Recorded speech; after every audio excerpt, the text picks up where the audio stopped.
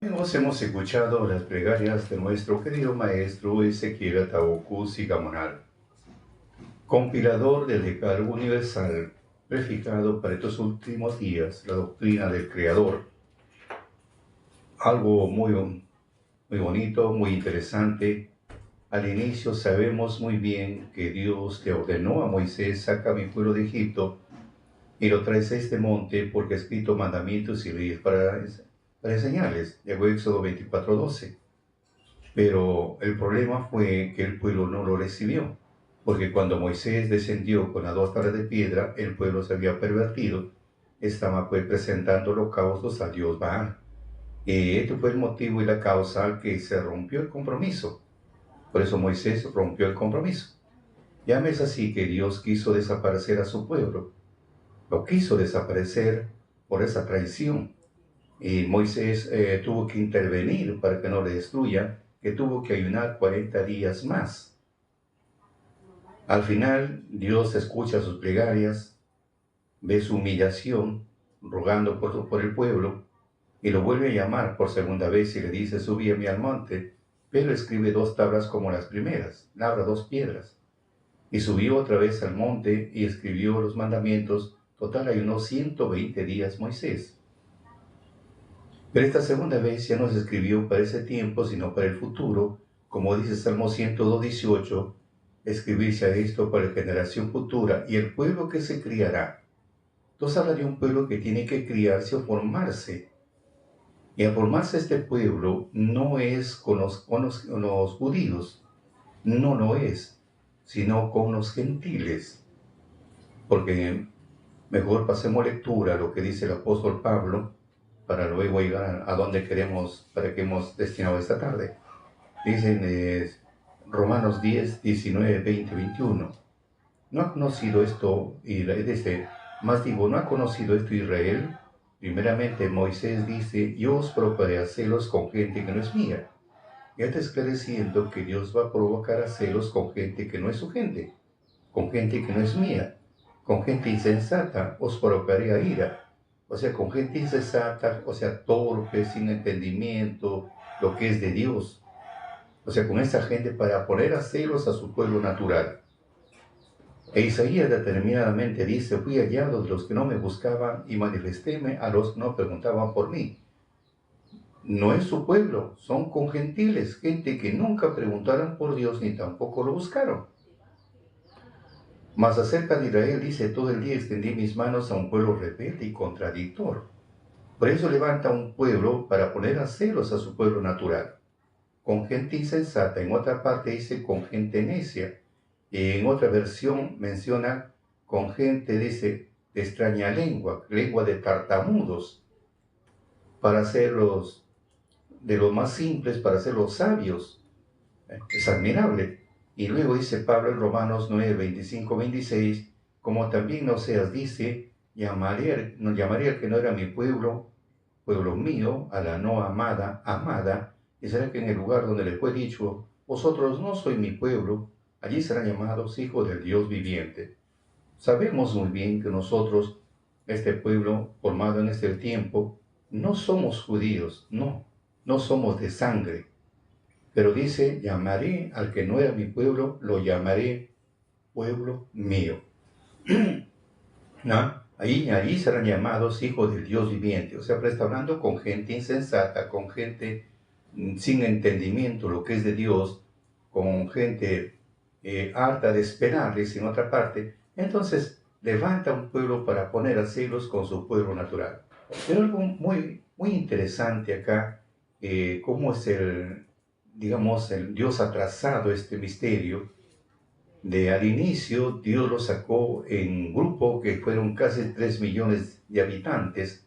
Salieron rumbo al desierto, al monte Sinaí, para recibir los mandamientos, y no lo recibió el pueblo. Ahora es al inverso: primero le entrega los mandamientos al postrer Moisés, le entrega los mandamientos y luego le da una orden. Enseña y junta de uno en uno. Ahora, ¿por qué? Porque todos están dispersos. Y como están dispersos, en los 4 cabos de la tierra, le empieza a juntar de uno en uno. Primero dice en Isaías 11:12. ¿Qué nos dice Isaías 11:12? Dice lo siguiente: y levantará pendón a las gentes y juntará los desterrados de Israel y reunirá los esparcidos de Judá de los 4 cantones de la tierra. Entonces, viene a juntarlos, pero luego dice en Isaías que tiene que ser de uno en uno. Es un trabajo entretenido porque en los que están dedicados a este ministerio tienen que empezar a juntar a sus hermanos, pero de uno en uno. Vamos a ver qué es lo que dice en Isaías 27, versículo 12. Y acontecerá que en aquel día que herirá Jehová desde el albio del río hasta el torrente de Egipto, y vosotros, hijos de Israel, seréis reunidos de uno en uno, tan dispersos en todo el mundo, y de ahí ellos tomarán, de uno en uno tiene que empezar a juntar. Él primero edifica a sus alumnos, quiere decir sus discípulos, los prepara, los edifica, y luego tienen que ayudar en su labor, así como nuestro Señor Jesucristo empezó a preparar a sus discípulos y fueron a predicar de dos en dos. Ya me dice así que tenía 70 predicadores, tenía 70, se iban de dos en dos a pregonar, le dio potestad también para que puedan expulsar demonios, etc. Y fueron a preguntar de uno en uno. En ese tiempo es algo similar, como dice Mateo 24:31. Vamos a ver, Mateo 24:31. Dice lo siguiente: y enviará a sus ángeles con gran voz de trompeta, y juntarán sus escogidos de los 4 vientos de un cabo del cielo hasta el otro. Entonces la misión es juntarlos, reunirlos. A esto se llama tiempo de la unificación. Y el profeta Isaías vuelve a esclarecer lo que dice el apóstol Mateo.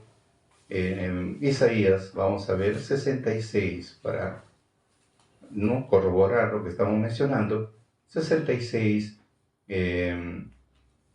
19, 18, 19, 20 y 21 y 22 y 23 dice lo siguiente: porque yo entiendo sus obras y sus pensamientos. Tiempo vendrá para juntar todas las gentes. Tiempo vendrá para juntar todas las gentes, lenguas, y vendrán y verán mi gloria, o sea, con diferentes idiomas, para que vean la gloria de Dios. Y pondré entre ellos señal, o sea, para que sean reunidos tiene que haber una señal. Si no hay señal, no se pueden reunir. Y enviaré de los escapados de ellos, o sea que los predicadores, lo envía pues a Tarsis, a Pul, a Lud, que disparan arco, a Tubal, a Javán, a las islas apartadas, que no oyeron de mí, o sea, diferentes organizaciones religiosas, y vieron mi gloria, y publicarán mi gloria entre las gentes, o sea, salen con esta potestad. Y traerán a todos vuestros hermanos de entre todas las naciones, por presente a Jehová, en caballos, en carros, en literas, en mulos, y en camellos, a mi santo monte de Jerusalén, dice Jehová, al modo que los hijos de Israel traen presentes en vasos limpios a la casa de Jehová. Ahora, como vienen, de uno en uno lo empiezan a juntarse de todos ellos. Luego dice en el 21, y tomaré también de ellos para sacerdotes y levitas, dice Jehová. O sea que Dios mismo es el escoge para sacerdotes y levitas. Pero ¿para qué escoge sacerdotes y levitas? Y en el 23 nos esclarece: y será de mes en mes, y de sábado en sábado vendrá toda carne a adorar delante de mí, dijo Jehová. ¿Para qué? Para que lo adoren. Para que lo adoren a Dios. ¿Y cómo se adora? Admirable. Génesis capítulo 22 esclarece: con sacrificios, con holocaustos. Para eso son destinados los sacerdotes y levitas. Y de acuerdo a Ezequiel 46:3, sábados, lunas nuevas, etc., son las fiestas donde se tiene que adorar a Dios, o sea, con ofrendas. Admirable, porque se llama el tiempo de la restauración. Hoy, por ejemplo, vamos a hablar algo que ya se avecina este 10 de octubre, al menos con el calendario gregoriano, porque este pueblo se forma con el calendario gregoriano. En cambio, el pueblo natural pues tiene su propio calendario, sus propios almanaques, propias fechas, y acá es un pueblo formado en los gentiles, pero con el calendario de los gentiles. Al final se tendrán que juntar, todos solamente se van a juntar los que están escritos, no todos, solamente los que están escritos. Por eso dice Romanos 11:25, Romanos 11:25. Vamos a pasar lectura. 11:25. Dice lo siguiente: porque yo no quiero, hermanos, que ignoréis este misterio, para que no seáis acerca de vosotros mismos arrogantes, o sea, no te sientas orgulloso, soberbio, no. Que el endurecimiento en parte ha acontecido a Israel hasta que haya entrado la plenitud de los gentiles. Pues una vez que ingresó la plenitud de los gentiles, todos los que están escritos, y después también vienen los que son de Israel, todos los que están escritos, no todos. Por eso dice en Romanos 9, 6, 7, 8. Dice, no espero que la palabra de Dios haya faltado, porque no todos que son de Israel son israelitas. Dice, por simiente de Abraham son todos hijos, más en Isaac serán contados, será llamada simiente. Quiere decir, no los que son hijos de la carne, estos son los hijos de Dios, mas los que son hijos de la promesa son contados en la generación.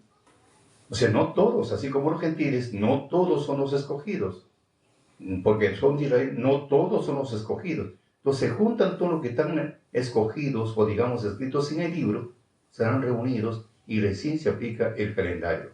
Pero para eso tiene que pasar 7 tiempos, estamos hablando un promedio total aproximado, casi 490 años, ahí recién se va a cumplir. Bueno, hablemos hoy que se avecina con el calendario gregoriano, y según dice la Escritura, estamos hablando del 10 de octubre, estamos a unos pasos de cumplir el 10 de octubre, y en ese 10 de octubre va a ser un día, el día del día del perdón. Es un día del perdón y algo misterioso que vamos a hablar el día de hoy. ¿Por qué Dios ordena que se presente un macho cabrío para Azazel? ¿Por qué Dios ordena? Primero vamos a pasar lectura, vamos a pasar lectura el contenido bíblico y de acuerdo y vamos a empezar a desarrollar. Dice lo siguiente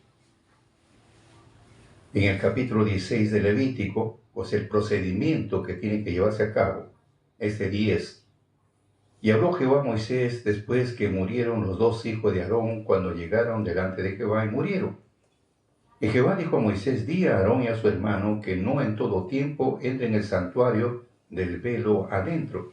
El velo adentro hace ver que el tabernáculo, hablamos del santuario, estaba compuesto de 3 puntos fundamentales. Uno es el tabernáculo, viene a ser el lavacro, que después en el tiempo del rey Salomón se le conocieron como el mar de bronce, donde el sacerdote tenía que lavarse las manos y los pies, uno para ingresar al tabernáculo y otros cuando iba a ingresar al altar para presentar las ofrendas. Entonces habían de 3, en el tabernáculo, había el lavacro o el mar de bronce y el altar. El conjunto de los 3 forman el santuario. Entonces, cuando hablamos en el tabernáculo, que hoy le llamamos templo o casa de oración, estaba dividido en 2 partes, el lugar santísimo y el lugar santo. En el lugar santísimo lo dividía con una cortina que en el tiempo de Moisés era pues de 10 codos de ancho por 30 de largo. Pero donde estaba el arca del pacto, que dice los mandamientos de Dios, en el arca de la alianza, ahí estaba dentro de esa arca, había los mandamientos, dentro estaba de piedra, estaba la vara de Aarón, el maná, ¿ya? Y en la cubierta, que sí la tapa, habían 2 querubines que estaban mirando hacia abajo, y del centro de esos 2 querubines Dios hablaba. Entonces, a ese lugar santísimo que era cubierto por una cortina, solamente el 10 de octubre ingresaba el sacerdote para expiar una vez al año. Acá habían ingresado pues antes y perecieron. Por eso está mencionando acá, Jehová dijo a Moisés, di a Aarón y a tu hermano, que no en todo tiempo entre en el santuario del velo adentro, estamos hablando en el lugar santísimo, ¿eh? Delante de la cubierta que está sobre el arca, para que no muera, porque yo apareceré en la nube sobre la cubierta. Pues estamos hablando sobre la tapa, digamos así, o la cubierta, la tapa del arca de la alianza, donde estaban, pues, había dos querubines que estaban mirando hacia abajo, abiertos sus alas. Como esto dice, con esto entrará Aarón en el santuario con un becerro, eso tiene que entrar en el sacerdote, con un becerro por expiación y un carnero en holocausto, o sea, con dos animalitos, con un becerro y un carnero en holocausto, o sea, dedicado en holocausto. Con el becerro se tenía que degollar y con la sangre tenía que expiar primero ese lugar. Vamos a ver, primero vamos a pasar lectura. Y la túnica santa de lino se vestirá sobre su carne, tendrá pañetes de lino y ceñires en el cinto de lino, con la mitra de lino, cubrirá con las santas vestiduras, con ellas después de lavar su carne con agua se ha de vestir. O sea que el sacerdote primero que tenía que bañarse, más claro, y después ya tenía que realizar la vestimenta santa. Ahora, y de la congregación de los hijos de Israel tomará dos machos de cabrío para expiación y un carnero para holocausto. O sea que la hermandad, o sea, digamos el pueblo, primero estamos hablando, Aarón presentará un becerro y un carnero. Con el becerro tenía que expiar el arca del pacto y luego también el altar. Tenía que expiar con su sangre, luego la familia, y el pueblo tenía que llevar dos machos de cabrío y un carnero, no cordero sino carnero, maduro. Luego dice, y hará llegar a Aarón el becerro de la expiación que es suyo, y hará la reconciliación de sí y por su casa. Después tomará los dos machos cabríos y los presentará delante de Jehová a la puerta del tabernáculo del testimonio, o sea, la entrada. Y echará suertes. Acá a veces uno dice, bueno, este es lo mejor para Dios, este es un poquito para el otro. No, no, echa suerte. Esta parte de Dios es muy democrático. En el tiempo antiguo, el sumo sacerdote utilizaba un pectoral donde habían 12 piedras, que cada piedra representaba una tribu. Pero al mismo tiempo, que a la altura de las sombreras tenía dos piedras parecidas, que era pues, el Urim y el Tumim. Entonces, a uno tenía una marca, el otro no tenía una marca al otro lado, cosa que no, la suerte era pues el que tiene marca para fulano de tal, que no tiene marca para fulano de tal, y al que salía. Es como decir nuestra moneda, cara o sello. Entonces, en esta parte Dios es muy democrático, no está buscando que le den lo mejor para mí, no. Entra un sorteo, de acuerdo a lo que salga. En esa parte sí. Por eso dice, echará suertes Aarón sobre los dos machos cabríos, el macho de cabrío, la una suerte por Jehová, la otra suerte por Azazel. Irá a llegar Aarón el macho cabrío sobre el cual cayera en la suerte por Jehová, y ofreceralo en expiación. O sea, que salió para Jehová, tiene que ser expiado, para expiar el pueblo. En cambio, el otro tiene otro destino. Mas el pecho del macho cabrío sobre el cual cayere la suerte por Azazel, lo presentará vivo delante de Jehová para hacer la reconciliación sobre él, para enviarlo a Azazel al desierto. Listo. Y hará llegar a Aarón el becerro que era suyo para expiación, hará la reconciliación por sí y por su casa, y degollará en expiación el becerro que es suyo. Después tomará el inciensario lleno de brasa del fuego del altar delante de Jehová, y sus puños llenos del perfume aromático molido, meterlo en el velo adentro. Si es otro procedimiento que tiene con su incensario. Y pondrá el perfume sobre el fuego delante de Jehová, y la nube del perfume cubrirá la cubierta que está sobre el testimonio y no morirá. O sea que el lugar santísimo se lo cubría antiguamente con el aroma, con el humo se llenaba todo. Luego dice, pondrá el perfume sobre el fuego delante de Jehová, y la nube del perfume cubrirá la cubierta que está sobre el testimonio y no morirá. Tomará luego de la sangre del becerro, rociará con su dedo hacia la cubierta al lado oriental. O sea que tenemos el arca hasta los ángeles, entonces el sacerdote ingresaba y espiaba ¿no? con dirección a donde nace el sol. Eso es lo que hacía con el becerro.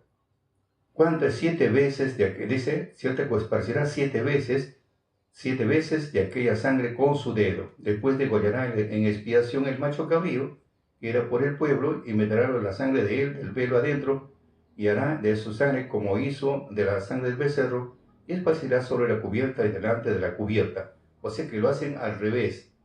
Primero con el becerro es a donde nace el sol, y el otro a la cubierta, que dice a donde se oculta el sol. Qué interesante. Y luego dice, limpiará el santuario de las inmundicias de los hijos de Israel, y de sus rebeliones y todos sus pecados, y de la misma manera hará también al tabernáculo el testimonio, el cual reside entre ellos en medio de sus inmundicias.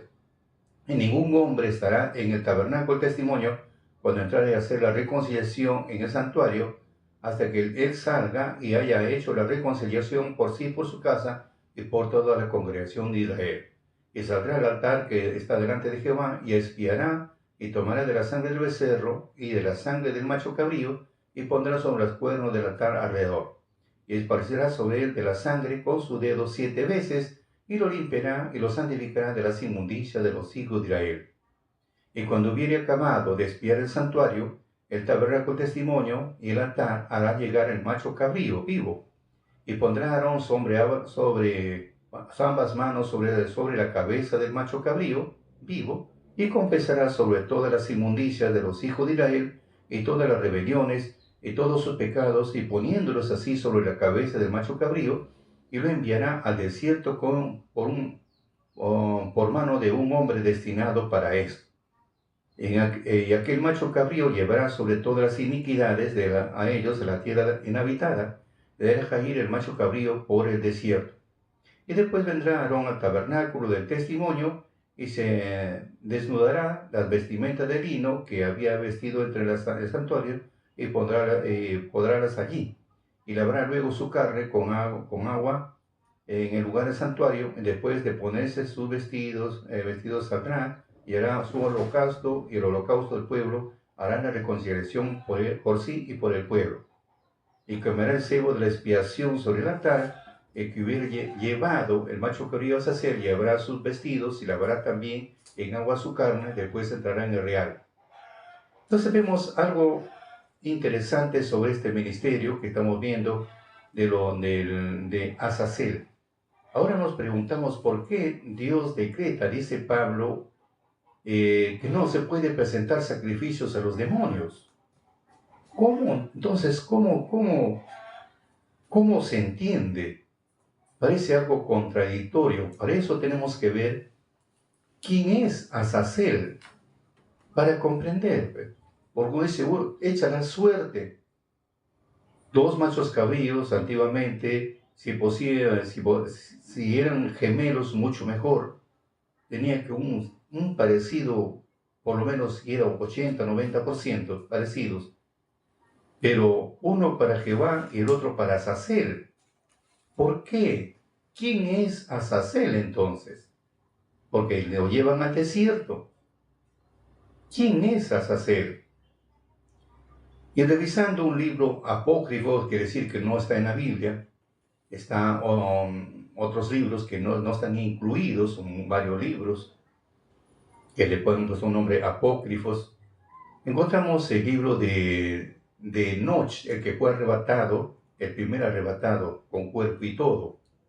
Entonces Enoch ha escrito más de 400 libros, pero tenemos uno de los libros viene a ser el libro de Enoch, el libro de iniciación, del libro de inicio. Menciona en el capítulo 6, vamos a ver, porque sabemos muy bien, como es en Génesis, en el capítulo 6, 1 al 7, viendo pues los hijos de Dios, que las hijas de los hombres eran hermosas, y bueno, se unieron, tenían hijos gigantes, ¿no? Entonces cuenta la historia, pero ¿cómo lo define estamos hablando, cómo lo define Enoch? ¿Cómo lo define? Dice lo siguiente en el capítulo 6, unión de los ángeles con las hijas de los hombres. Así pues, cuando los hijos de los hombres se hubieron multiplicado, y le nacieron en sus días hijas hermosas y bonitas, y los ángeles, hijos de los cielos, las vieron y las desearon, y se dijeron entre ellos, vamos, escojamos mujeres entre los hijos de los hombres, y engendremos hijos. Fíjese cómo viene a desarrollarse este trabajo. Entonces, Semyasa, su jefe, le dijo, temo que quizá no querráis realmente cumplir esta obra, y yo seré solo responsable de un gran pecado. Pero todos los respondieron, hagamos todo un juramento y prometámonos todos como un anatema, y no cambiar de destino, sino ejecutar realmente este destino. Entonces todos juntos juraron y se comprometieron acerca de eso los unos hacia los otros con un anatema. ¿Qué significa netamente anatema? Según anatema significa una persona apartada o se separa digamos, si hablamos de la comunidad, se separa de la comunidad, y si hablamos de los ángeles, se separa de los ángeles, y automáticamente es un desterrado. Pero el apóstol Pablo, al apartarse, viene algo interesante. Vamos a ver Gálatas, capítulo 1, 8 al 11. Más aún nosotros, más aún, si nosotros o un ángel del cielo os anunciare otro evangelio del que os hemos anunciado, sea anatema. Como antes hemos dicho también, ahora decimos otra vez, si alguno os anunciare otro evangelio del que habéis recibido, sea anatema. ¿Por qué persuado yo ahora a hombres o a Dios, o busco de agradar a hombres? Cierto que sí, todavía agradara a los hombres, no sería siervo de Cristo. Mas os hago saber, hermanos, que el evangelio que ha sido anunciado por mí no es según hombre. Porque si él hubiera anunciado un evangelio de su propio pensamiento, de sus propias ideas, entonces ya no está saliéndose del camino. Entonces automáticamente se llegaría a apartar de las enseñanzas que Dios anunció. En resumen, encontramos acá, del momento que uno enseña otro tipo de doctrina ajena a lo que Dios ha ordenado, ya viene a ser un anatema. ¿Ve? Se convierte en un apartado, un separado. ¿Ya? Se convierte así, porque enseña otro tipo de doctrina, y esto viene a ser anatema. Por eso dice Pablo. Ese es un anatema, que enseña otro tipo. ¿Por qué dice acá otro tipo? Después vamos a ver por qué dice nosotros la palabra anatema. Luego dice en el verso 6, así pues todos ellos eran de 200 y descendieron, o sea, estos 200 eran las cabezas, los jefes, los principales, y descendieron sobre Ardis, la cima del monte Hermón, y lo llamaron monte Hermón, porque es sobre donde habían jurado y se habían comprometido los unos con los otros con un anatema. Y aquí los nombres de sus jefes: Semyasa, su príncipe, Aramiel, Jocabiel, Samiel, Daniel, Ezequiel, Baraquiel, Asael, Armaros, Batariel, Ananiel, Saquilel, Sansepel, Satariel, Toriel, Someriel, Arasial. Entonces vemos, todos ellos se separan, los jefes estamos hablando. Entonces, cuando se separan, ellos empiezan a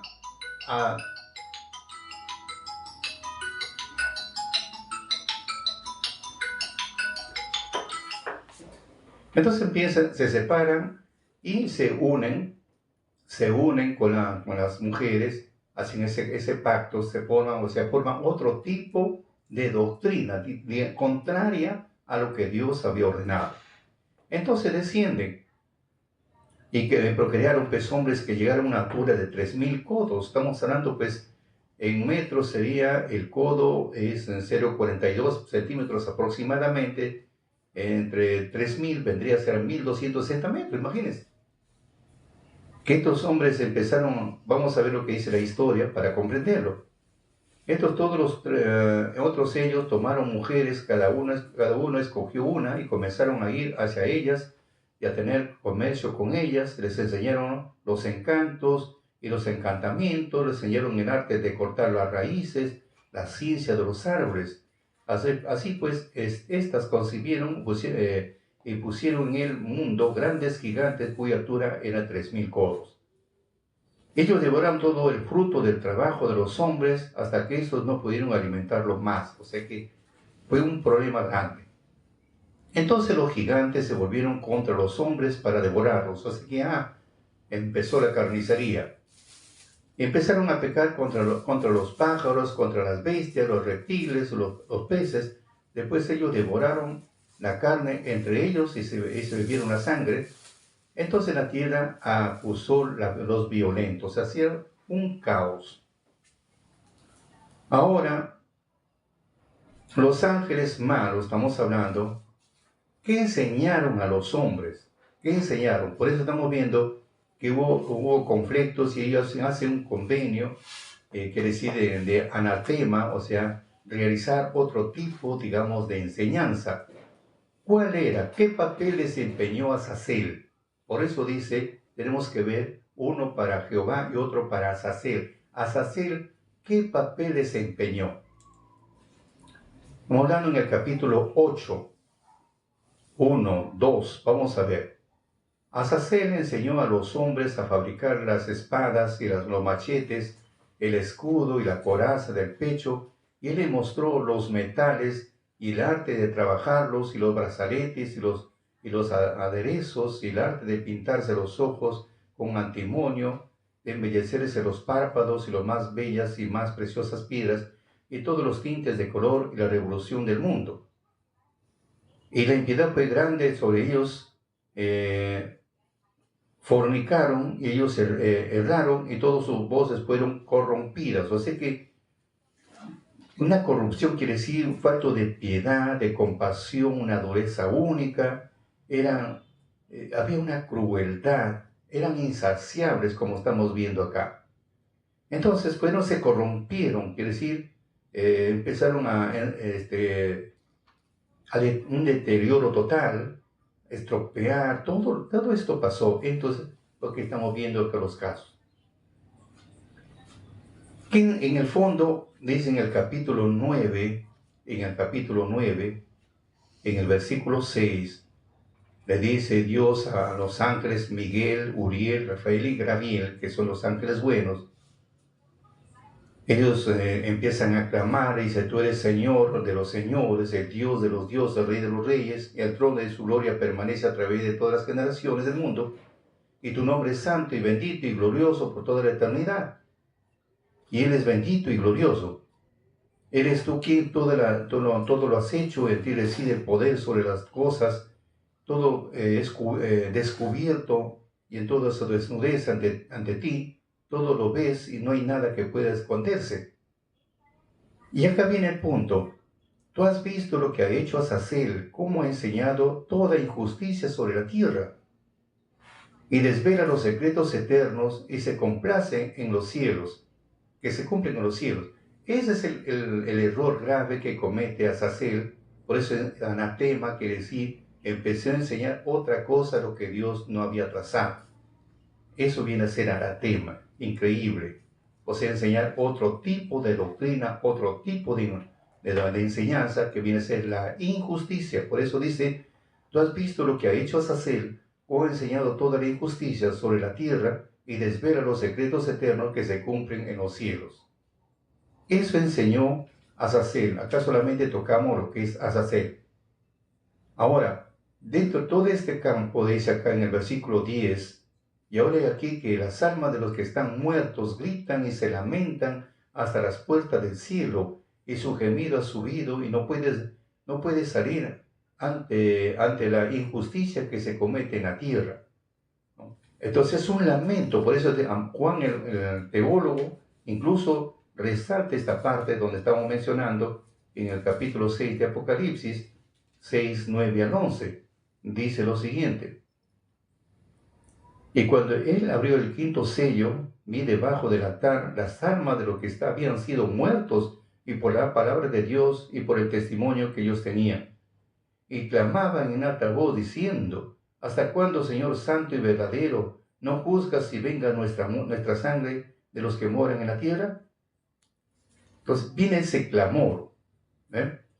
Luego dice, pero tú conoces todas las cosas antes que sean, y tú sabes aquello, tú los toleras, o sea, está hablando de los gigantes, y tú no dices lo que debemos hacer, y tú no nos dices lo que debemos hacer por eso. O sea, que le empieza el ángel dentro de sus clamores, le empieza a suplicar y al mismo tiempo también empieza a reclamar a Dios. Entonces, el salmista David también esclarece lo que estábamos mencionando, Salmos 139. Vamos a ver qué dice Salmo 139. Salmo 139, versículos 2 al 6. Vamos a ver qué dice el salmista David. Dice lo siguiente. 139, estamos hablando 139, 2 al 6. Tú has conocido mi sentencia. No, tú has conocido mi sentarme y mi levantarme. Has entendido desde lejos mis pensamientos. Mi senda y mi acostarme has rodeado y estás impuesto en todos mis caminos. Pues aún no está la palabra en mi lengua, y aquí, oh Jehová, tú sabes toda. Detrás y delante de me guarneciste, y sobre mí pusiste tu mano. Más maravillosa es la ciencia que mi capacidad. Antes no puedo comprenderla. ¿A dónde me iré de tu espíritu? ¿A dónde iré de tu presencia? Si subiera a los cielos, allí estarás tú. Si en el abismo hiciere mi estrado, allí tú estarás.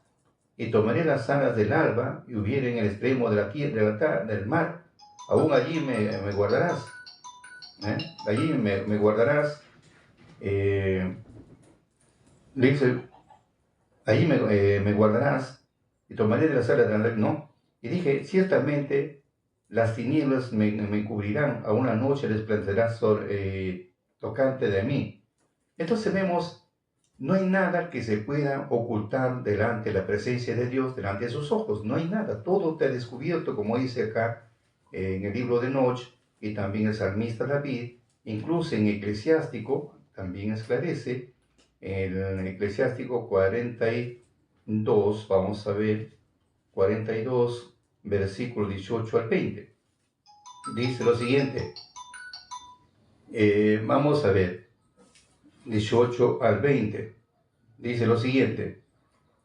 Él sondeó las profundidades del abismo y del corazón penetra en sus planes, porque el Altísimo conoce toda ciencia y fija su mirada en las señales de los tiempos. Anuncia el pasado, el porvenir y descubre las huellas de las cosas ocultas.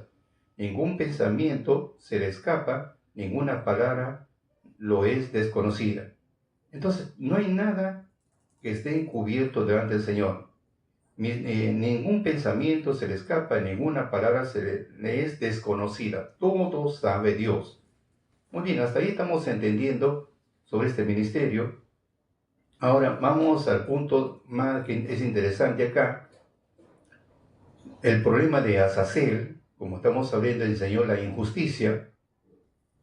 Y luego dice en el capítulo 10, versículo 8, toda la tierra ha sido corrompida por la ciencia de la obra de Azazel. Impútale pues todo pecado. Entonces, vemos que toda la tierra ha sido corrompida por la ciencia de la obra de Azazel. Impútale pues todo este pecado. Luego tenemos en el capítulo 13, versículo 2, dice lo siguiente.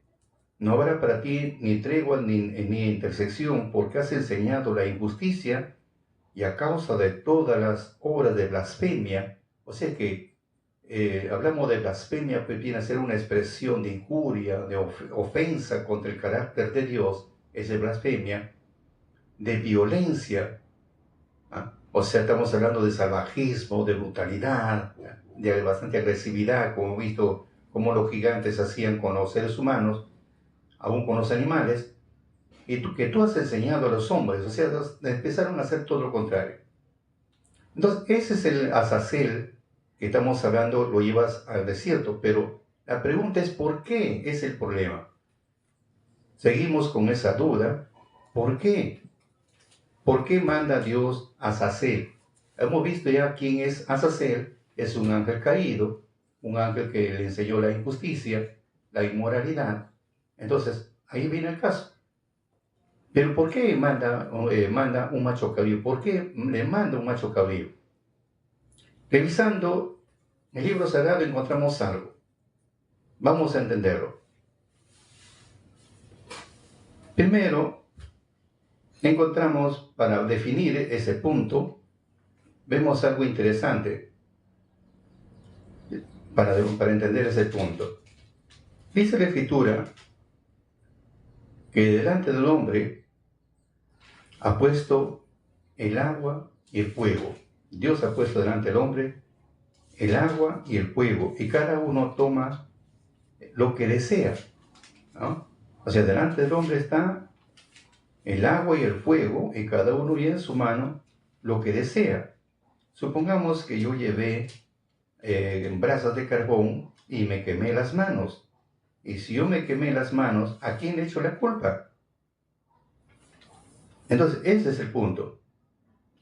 ¿A quién le echo la culpa si yo cogí brasas de carbón, me quemé las manos? ¿A quién le voy a echar la culpa? ¿Ah? Entonces, ese es el punto. ¿A quién le echamos la culpa? Encontramos acá que no tiene pues culpa ni Dios ni el diablo, sino la mala elección que yo escogí. Entonces, si yo escogí la parte negativa y de eso empiezo a participar, ¿ah? Por eso dice la Escritura, Eclesiástico 15, 17, 18. He puesto ante ti el agua y el fuego, llevas tu mano a lo que quieres. Ante el hombre está la vida y la muerte, y lo que prefiere cada cual le será dado. Si delante de nosotros ha puesto, vuelvo a repetir, ha puesto delante de nosotros el agua y ha puesto el fuego, y llevamos en nuestra mano lo que nosotros deseamos, ¿y a quién le echamos la culpa? Llevé las brasas, me quemé las manos. ¿A quién le voy a echar la culpa? ¿A Dios? ¿Al diablo? ¿A quién? Por eso dice en Eclesiástico 37, 21, al decidir el corazón elige entre 4 elementos, el bien, el mal, la vida, la muerte, y depende de sus decisiones, o sea, la decisión es mía. Y si yo, fue mi propia decisión, me quemé las manos cogiendo esas brasas, ¿a quién le echo la culpa? ¿A quién? Ahora estamos comprendiendo, el que cometió el error soy yo, porque elegí mal. Pero conseguí 2 cosas. Una, al quemarme las manos, pude comprender que las brasas queman. Me quemé las manos. Pero ¿qué cosa conseguí con quemarme las manos? Una experiencia. Para la próxima ya no cojo las manos porque ya no cojo las brasas porque sé que quema. Y a otro le podemos aconsejar lo mismo, pero mientras no experimente no está tranquilo. Así que tenemos acá algo interesante, queridos amigos, la decisión es mía. Y si yo tomé una mala elección, ahora dice también otra parte, Eclesiástico 11:14, frente al hombre ha puesto, o sea, de Dios viene el bien, el mal, la vida, la muerte, la bendición y la maldición. Uno frente a la otra. O sea, frente a la vida está la muerte, frente a la bendición está la maldición, y frente al bien está el mal. O sea, uno frente a la otra, y cada uno la decisión que uno tome. Y si yo escogí el camino del mal, ¿a quién le echo la culpa? ¿A quién le echo la culpa? No le puedo echar la culpa a Dios ni al diablo, sino la decisión es mía. Por eso dice la Escritura todo depende de sus decisiones, y la decisión es mía. Y si yo tomé una mala elección, una mala decisión, ahora sí, pensemos bastante. Teniendo estos puntos de entenderlo, que la decisión es mía por un error mío, por mi error, ¿por qué entonces Dios ordena que se presente un macho cabrío para Azazel? Si es un ángel caído que enseñó la injusticia, enseñó la inmoralidad, vino la corrupción, por eso, muy bien enseñó. Pero, ¿quién fue el que se atrevió a hacer la injusticia? Si Dios te está diciendo que frente al bien es el mal. ¿Y quién eligió el mal? Soy yo que elegí el mal. La tentación está al frente. Ninguno de los dos me presiona. Ahí está la tentación. Provocativas ambas cosas. El agua y el fuego son provocativas. Pero la decisión es mía. Entonces, si yo decidí mal, ir por el mal camino, es como decir, hablemos, por ejemplo, hablemos de la droga. Ahí está la droga. Ahí está. Nadie me pone pues una pistola en la cabeza, tiene que consumir esto. Y si no me gusta, no tengo por qué buscarlo, porque no sé que es dañino, tengo un conocimiento. Pero si yo le empiezo a buscar, solo me estoy yendo al abismo. Acá nadie me está presionando. La decisión es mía. Si yo decido ir por el camino del mal, me voy por el camino del mal. Y si decido ir por el camino del bien, me voy por el camino del bien para tener paz y armonía. Entonces la decisión es mía. Entonces, ¿por qué entonces Dios pide que se le presente un macho cabrío para Azazel? ¿Cuál es el motivo y la causa si yo soy el causante del problema? La tentación, vuelvo a repetir, está ahí latente, como decía el apóstol Pablo, todo me es lícito, pero todo no conviene. Todo me es lícito, pero todo no edifica. Pero la decisión es mía. La decisión es mía. Cometí un montón de errores sobre errores, es porque yo lo decidí así. Y otra cosa también, los errores vienen de las experiencias. También como una experiencia debemos saber. Un error, como dice el eclesiástico, basta que sepas un error, que luego significa un dolor. Entonces, mediante un error se consigue el dolor. Sabemos que duele, entonces me abstengo porque duele. Pero sigue en el mismo lugar, en el mismo vicio, entonces ya decisión es mía. Pero la pregunta es, ¿por qué Dios quiere que le manden un macho cabrío a Azazel? Para comprenderlo, cuentan los sabios una anécdota muy hermosa concerniente a Génesis, cuando de los hermanos, de los hijos que nacieron, los gemelos, estamos hablando Abraham, Isaac y su esposa llegó a tener dos hijos, Isaac y Jacob. Cuenta la historia que cuando aparece la partera, vio que salió una mano y le puso una señal, y luego ingresó y salió Esaú. Pero el que sacó la mano, el que salió fue primero, fue Jacob. Bueno, nacen las criaturas, pasa el tiempo. Esaú, Jacob le compra la primogenitura por un plato de lentejas. Y como dicen los sabios, pues no, de que Esaú venía cansado, había matado a Nimrod. Entonces vino cansado por haberlo matado a este rey, y escapándose para que no lo vayan a matar, vino muriéndose de hambre. Y como no había que comer, el otro había preparado lentejas, y por un plato de lentejas vendió su primogenitura. Y él dijo, yo te invito a la comida, pues tú me das tu primogenitura. Y así fue, el hambre.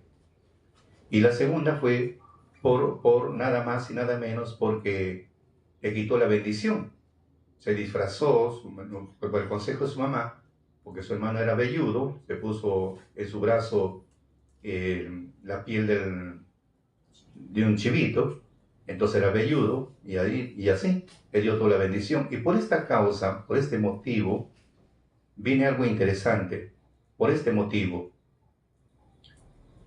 que del engaño que sale descubierto, le juró decirle, el día que muera mi padre, ese día tú también morirás. Y antes había pues una ley que lo que él hablaba se cumplía. Entonces la madre escuchó de lo que había sentenciado Saúl contra su hermano, y la madre, para librarlo, porque ella también había cometido, lo había motivado al joven para que realice tales cosas, conversa con Isaac, conversa con Isaac para que lo mandaran a su familia con la intención de que no se case con ninguna mujer cananea, y fue el motivo de mandarlo a otro lugar. Se fue a Labán, por eso se va con las manos vacías. Entonces, fue un motivo para decir, no quiero que se case con una cananea, mejor que se vaya. Entonces, ya evitó que sus hijos se matasen. La madre evitó ese problema. Bueno, estuvo por un lugar, sabemos la historia, que estuvieron, pues, se enamora de una hija, bueno, tuve tantos problemas, tantos años ahí trabajando para el suegro, hasta que Dios ya le decide, regresa a las tierras de tu padre Isaac. Y él regresa, pero antes de regresar, él envía una comisión y decide a Isaac que Jacob regresa. Entonces, ¿qué hizo Isaac? Buscó 40 de sus siervos armados bien, y fueron en busca de Jacob.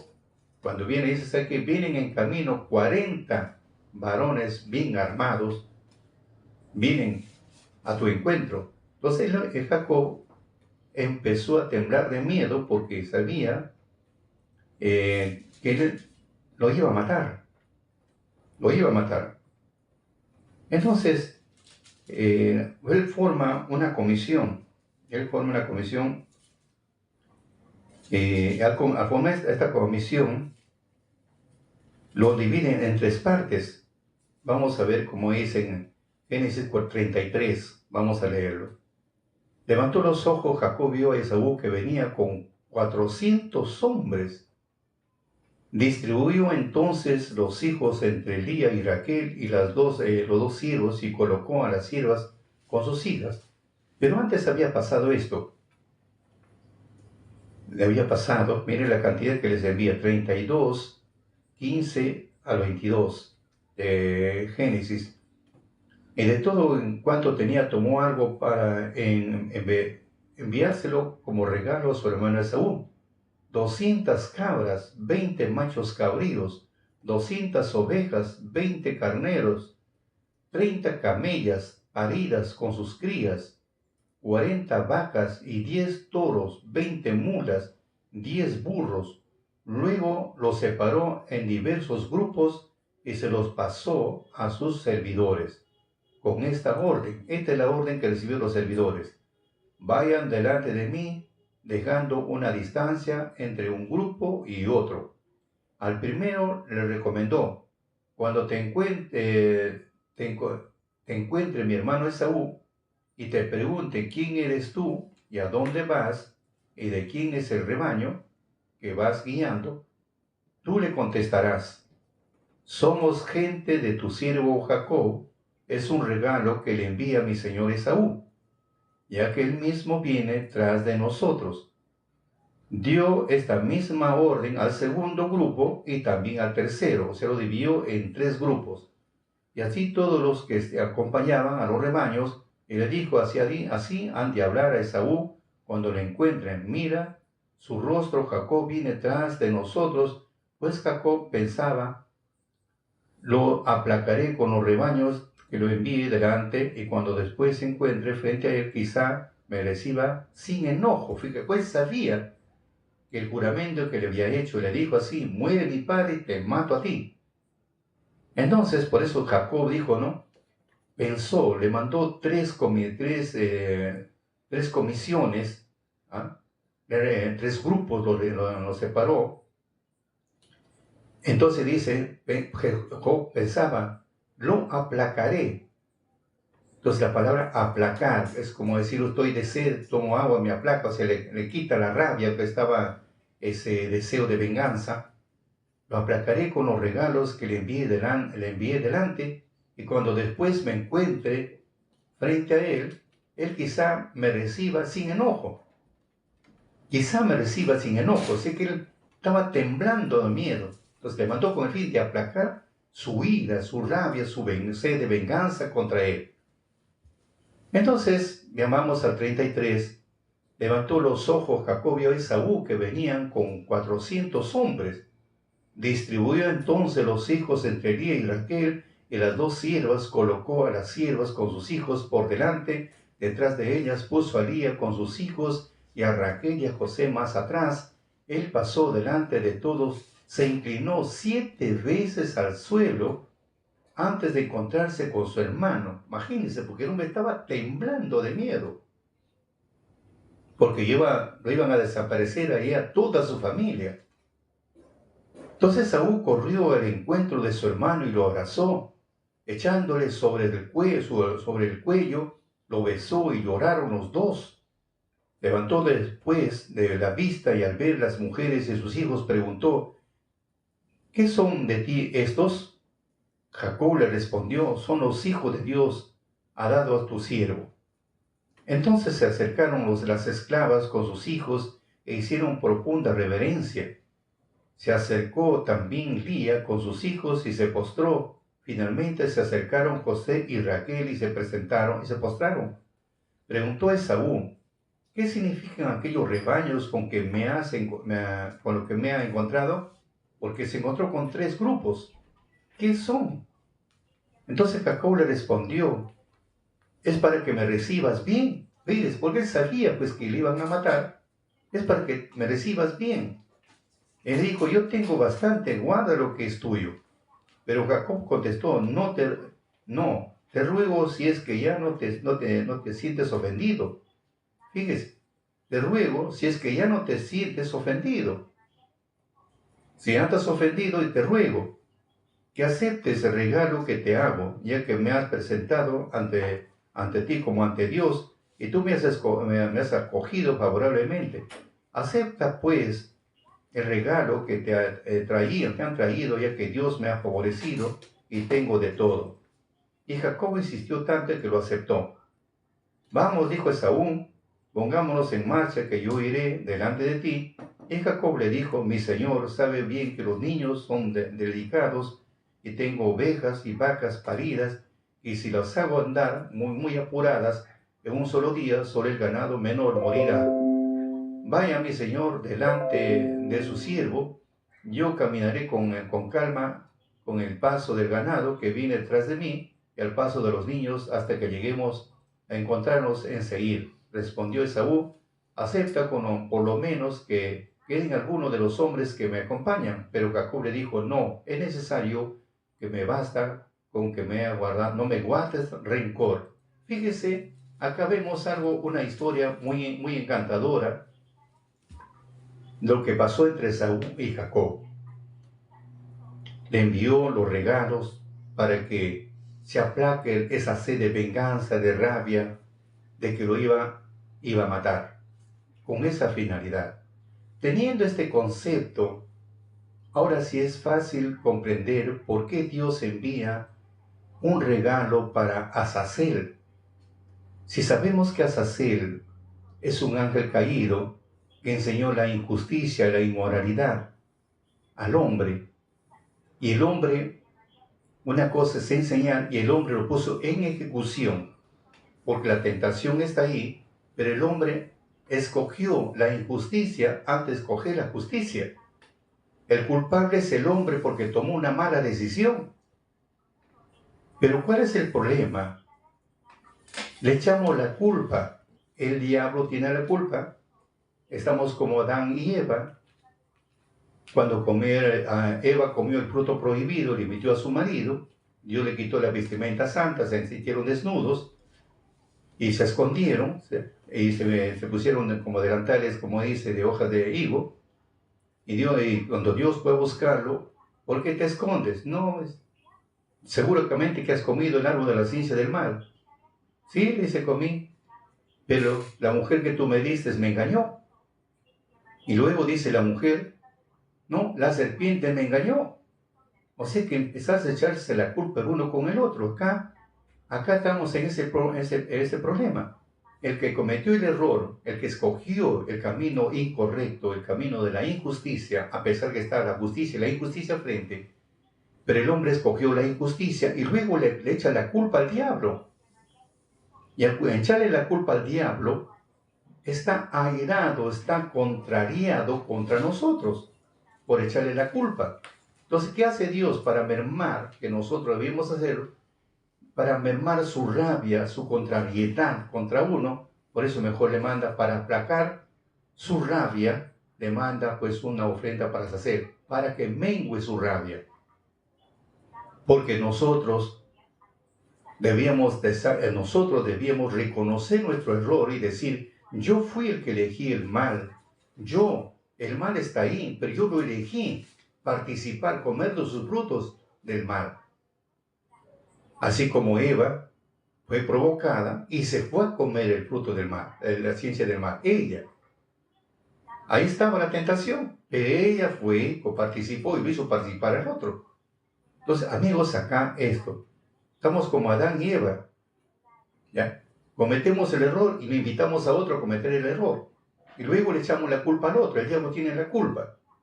Por esta causa, queridos amigos, es por qué Dios permitió que se envíe un macho cabrío para Azazel, para menguar su rabia y testifique en bien de nosotros, favor nuestro. Así que, amigos, de hoy en adelante, deja de echar la culpa a Dios o echar la culpa al diablo. Échate la culpa a ti mismo por la mala elección que estás tomando.